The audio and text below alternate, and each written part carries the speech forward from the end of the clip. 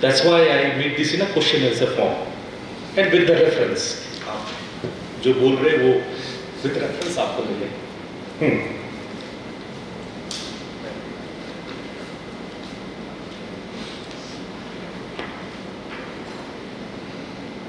इस विद्या का आगम स्रोत क्या है? हम इसे ठीक प्रकार से कैसे सीखें और किस विद्या के किस प्रकारांतर द्वारा किस प्रकार का उपाय करें? कैसे आ गया ना क्वेश्चन, हाउ, ये किस बुक में लिखा है, किस शास्त्र में लिखा है, इसको कैसे प्रैक्टिस करना चाहिए, इसका प्रकारांतर क्या है, टाइप्स क्या है इसका। इसके प्रमाण वैदिक ग्रंथों में मिलते हैं। ऋग्वेद एवं इसके उपनिषद नाद बिंदु में इसका विस्तार से वर्णन है। इफ यू रिमेंबर, आप लोग को याद है मैंने नाद बिंदु उपनिषद पढ़ाया था। ये ऋग्वेदीय उपनिषद है, ये उपनिषद ऋग्वेद का पाठ है। कोई भी वेद जो है, हाँ ठीक है, अभी हम लोग को सब ध्वनि सुनने की आदत डालनी पड़ेगी, नाद साधा है ना। तो ऋग्वेद, कोई भी वेद, 4 उसके रूप होते हैं: संहिता, ब्राह्मण, आरण्यक और उपनिषद। मूल ग्रंथ संहिता होता है। संहिता को जिस रिचुअल से प्रैक्टिस की जाती है उसको ब्राह्मण कहते हैं।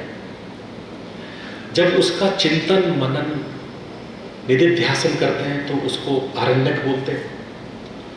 और समाधि पाने के बाद जब उपदेश करते हैं तो उसको उपनिषद कहते हैं, सिंपल सरल भाषा में। तो हर वेद का अपना अपना आरण्यक है, अपना अपना संहिता है, अपना अपना उपनिषद है। उसी तरह से ऋग्वेद की उपनिषद में से एक उपनिषद है नाद बिंदु उपनिषद। नाद बिंदु ऋग्वेद से निकल के आया है, सो ऋग्वेदी है। इसलिए हम कह रहे थे कि नाद साधना के बारे में सबसे ज़्यादा वर्णन ऋग्वेद में मिलता है, ऋग्वेद के आरण्यक में मिलता है, ऋग्वेद के ब्राह्मण में मिलता है सबसे ज़्यादा इसका वर्णन। और कहाँ मिलता है? तांत्रिक ग्रंथ, बौद्ध ग्रंथ, हठ ग्रंथ में इसका विस्तार है खूब। आप लोगों में जो लोग भी हठ योग पढ़े, आप लोग में से कुछ लोग पढ़े हैं, हठ प्रदीपिका उठा लो, घेरण्य संहिता उठा लो, हठ रत्नावली उठा लो, शिव संहिता उठा लो, हठ तत्व वैशारदी उठा लो, गोरख संहिता उठा लो, कोई सा भी किताब उठा लो, सब में नादियों का वर्णन है, सब में। अब मेन फाइनल जो उसका लास्ट चैप्टर है, जो 4th चैप्टर, जो फाइनल चैप्टर है, वो नाद विद्या है सब में। ऐसा कोई तंत्र का ग्रंथ आज तक लिखा ही नहीं गया है जिसमें नाद विद्या का वर्णन ना हो। कोई तंत्र में बताओ, जो चीज वेद में है, उपनिषद में है, तंत्र में है, हठ योग में है, राजयोग में है, अभी तक हम लोग अपरिचित थे, जानते नहीं थे, इसके बारे में मालूम नहीं। इसलिए हम कहते हैं कि ये विद्या लुप्त नहीं होना चाहिए, इस विद्या को समझना चाहिए। इसको कबीर जैसा अनपढ़ आदमी जो कि अंगूठा छाप थे, वो पढ़ लिए, वो समझ लिए। सबसे ज्यादा प्रचारक नाद विद्या का कबीर साहब थे, गुरु नानक थे। पूरा सिखिज्म गुरु ग्रंथ का बेस है नाद साधना। तो हमें कहीं ना कहीं इसको समझना होगा, हमें जानना होगा। जो हमारे सनातन धर्म, जिसको सनातन हम कह रहे हैं, क्या सनातन है? नाद जो हमेशा से है और हमेशा रहेगा, वही तो सनातन है। सनातन मतलब क्या?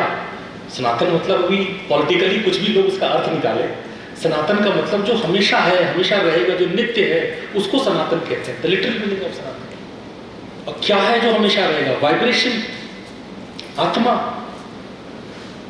हमेशा है, हमेशा रहेगा। उसको आप गला नहीं सकते हो, जला नहीं सकते हो, मार नहीं सकते हो, हटा नहीं सकते हो। तो इसलिए इस साधना का सभी ग्रंथों में आपको वर्णन मिलेगा। नेक्स्ट, नाद विद्या की कई परंपराएं आज भी जीवित हैं। मध्यकालीन संत परंपरा इसके उदाहरण है। मैंने बताया कि इसके कई परंपराएं हैं, सैकड़ों, गिनाते गिनाते मैं थक जाऊंगा, आप लिख नहीं पाओगे। अभी मीराबाई पे भाई साहब महेश जी पूछ रहे थे सवाल, क्या मीराबाई नाद योगी थी? हाँ थी। रविदास किसी से थी? रैदास की, और रैदास वेल नोन नाद योगी थी। अभी मैं बता रहा था उनको, मीराबाई लिखती हैं, पायो जी मैंने नाम रतन धन पायो, वस्तु अमोलक दी मेरे सतगुरु, वस्तु अमोलक दी मेरे सतगुरु, कृपा करी अपनायो, सत की नाव खिवटी है सतगुरु, भव सागर तर पायो। ये मीराबाई के शब्द हैं, रविदास के लिए लिख रही हैं। इतना हैरान परेशान थे राणा, जो उनके देवर थे, जहर दे दिया उनको, मरी जाए, और जहर पी गई और कुछ नहीं। ये लोग समझते नहीं ना, पायो जी मैंने नाम रतन की जगह उन्होंने राम रतन लिख दिया। मीरा के किसी दोहे में राम शब्द है ही नहीं। वैसे भी कृष्ण की उपासिका, वो राम शब्द किसी भी दोहे में नहीं। लोगों को एनसीईआरटी को स्वरात में समझ में नहीं आया, एनसीईआरटी वाले ने नाम को नाम रतन क्या होता है कुछ समझ में नहीं आई बात। ये तो कोई नाग योगी होता तो बताता।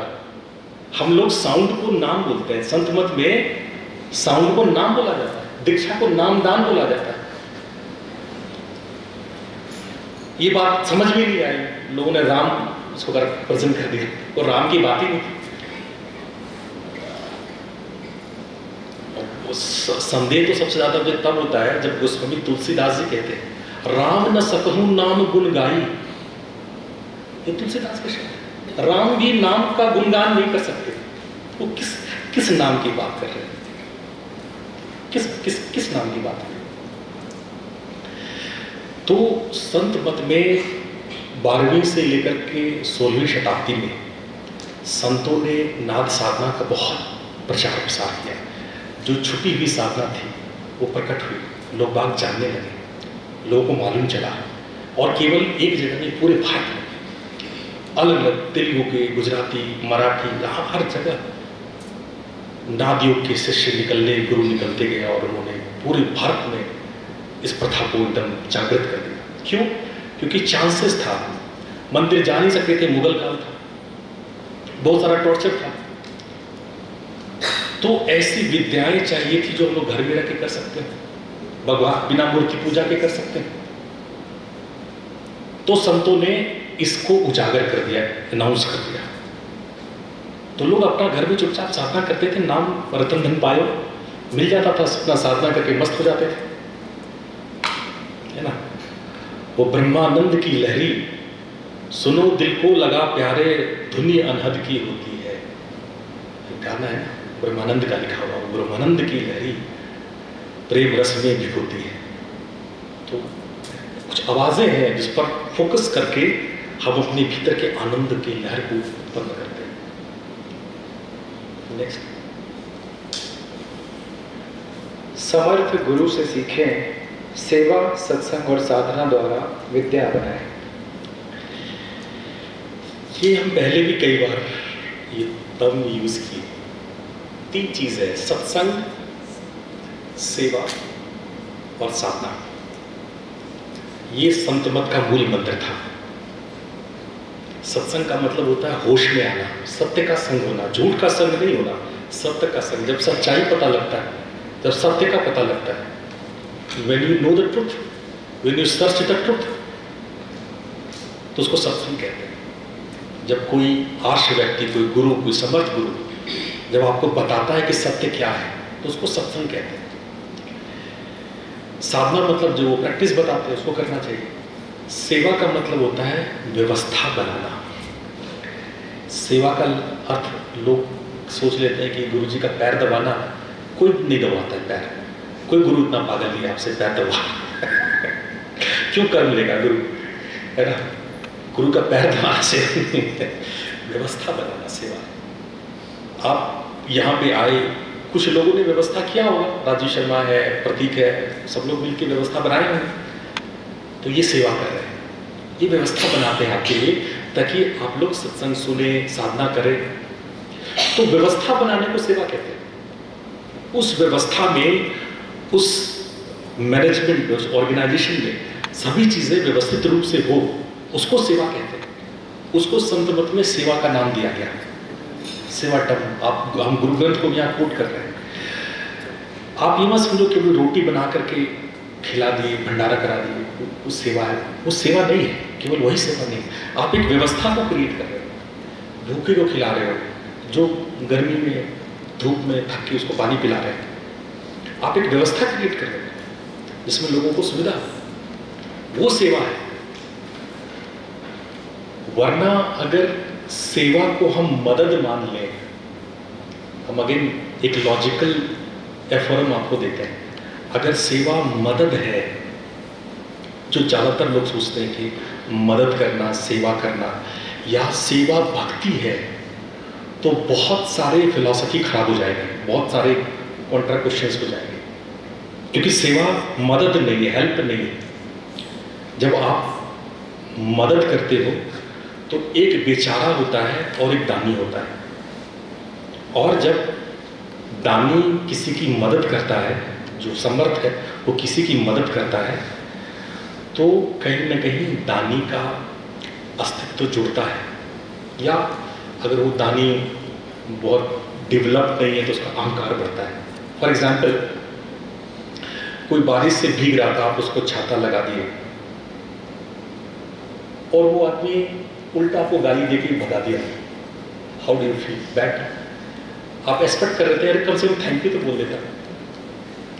यू एक्सपेक्टेड कि